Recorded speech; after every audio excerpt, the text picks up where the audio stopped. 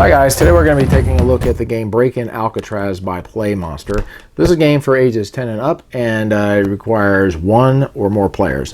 This is a collaborative puzzle game, and what you're going to be doing is you're going to be working together to solve clues and follow leads, and essentially you're trying to break your friends out of Alcatraz. So let's take a look at it. Okay guys, let's go ahead and show you the components of the game. We will start with the box itself. On the top part of the box here, you're going to see Alcatraz from a bird's eye view, and there's a whole bunch of different symbols on here, which I'll talk about. You've also got the sides of the box that are also going to have symbols and things of that nature. And then you also have different layers as well throughout the game as you're solving the puzzles and going through the clues. They're going to direct you to open up a layer, and that's going to reveal more of the game inside. You also have your cards, and you've got several different kinds of cards that have different pictures on them, and as you're going through the game you're going to come across these different pictures, and as you do you're going to go ahead and use that particular card. Here's like a clue card. If you need help along the way, you can just simply use this decoder over here and it'll reveal some clues to help you if you need it. You also have what are called solution sticks in here, and the game has slots, and one of the things you're going to be doing as you're solving the puzzles is going to tell you which solution stick to use and which slot number to use. And you're also going to be figuring out the different colors. As you're figuring out the different colors, you'll have green, yellow, and red, for example. So if you ended up coming up with a solution that, okay, the symbol I need to use is this one, the color I need to use is green, and the number I need to use is 1, then you would just go ahead and just stick it in the hole like so, and then read what the symbol is. In this case it'd be a coffee cup, and then you would go ahead and draw that particular card. So in this game you've got puzzles and clues. Some of the puzzles are going to result in a symbol that matches one of the cards in the deck, so once you figure that out, you'll draw that particular card. So here's an example. As you start in the game, the first thing you're going to do is you're going to go ahead and read this first card, and this kind of gives a little bit of an introduction, but there's clues in here that you're going to be using later on.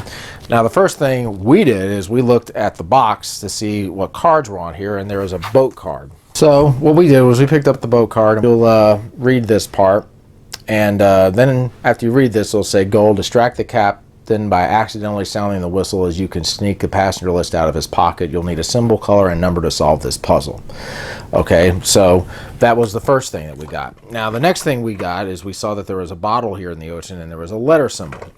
And so we got this card, and it continues the story. It says you spot a bottle floating in the water with the net, you lean over, and then it says for you to read this card. So it's already indicating that you're going to have this card here, and then it has a message with some more clues on here that you're going to use later. So we went ahead and we picked up this card, and now there's more things on here, and it just you just simply follow what this says, and there's some more clues on here that you'll be able to hold on to later.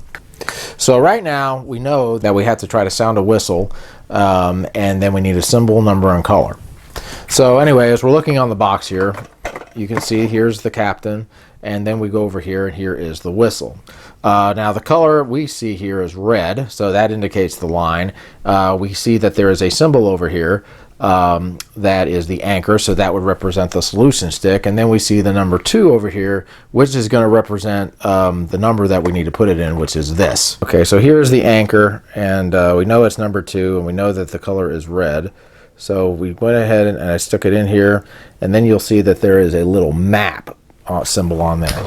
So we ended up solving that puzzle, and so now we end up going to the map card, which is over here. So then we go ahead and we read this, and it once again just says you accidentally turned on the alert whistle while the captain is distracted turning it off. You sneak the passenger list out of his pocket. So we went ahead and we solved that particular puzzle. So then it will continue on, and this is kind of how the game goes. You're going to be solving puzzles and progressing little by little until you end up finishing the game. So my final thoughts on Break-In Alcatraz. Okay, well, if you are a fan of puzzle games, I think this was one that you would like to probably check out. There is some thought that definitely goes into this game. This is the game that you have to like puzzle games in order to play this. If you're not a fan of puzzle games, you probably could very easily get frustrated simply because you think you have the solution, it's not the right solution, and then you're trying to figure out what the solution is, and then you're trying to figure out how they got to that solution in the first place. The board is nicely constructed. I like the fact that it has those inner layers that opens up to see the actual prison. That's a pretty cool feature as well. But again, this is the type of game you have to like, I think, in order to enjoy. That's my review of Break-In Alcatraz. Catch you later. Keep on gaming.